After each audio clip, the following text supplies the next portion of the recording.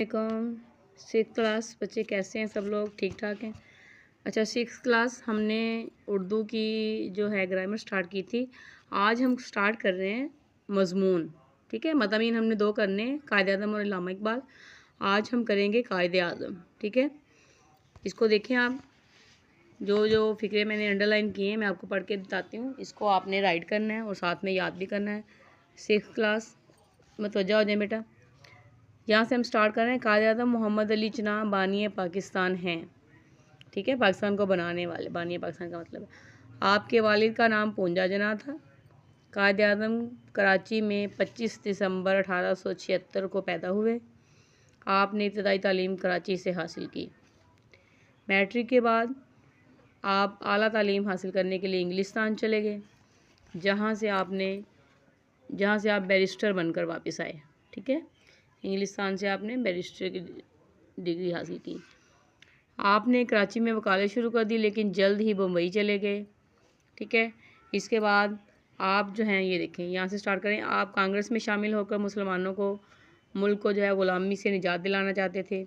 इस मकसद के तहत आपने कांग्रेस में शामिल होकर मुल्क की आज़ादी के लिए जद्दोजहद करने लगे, लेकिन जल्द ही आपको पता चला तो आपने मुस्लिम लीग, कांग्रेस जो है वो हिंदुओं की जमात है, तो आपने मुस्लिम लीग में शमूलियत इख्तियार कर ली। ठीक है, इसके बाद देखें बेटा, फिर चनाचा आपकी मेहनतों से जो है 14 अगस्त 1947 को पाकिस्तान मार्ज़ वजूद में आ गया। मार्ज़ वजूद का मतलब है बन जाना। ठीक है, जिसके पहले गवर्नर जनरल कायदे आज़म मोहम्मद अली जिन्नाह थे।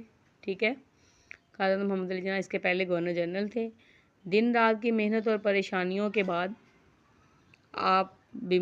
परेशानियों ने आपको बीमार कर दिया। ज़ाहिर है, एक नया मुल्क था, उसके लिए हर तरह की इंस्ट्रक्शंस और रूल्स रेगुलेशंस, उन पे अमल दरामद हर सब चीज़ें जो है कायदे आज़म देखते थे।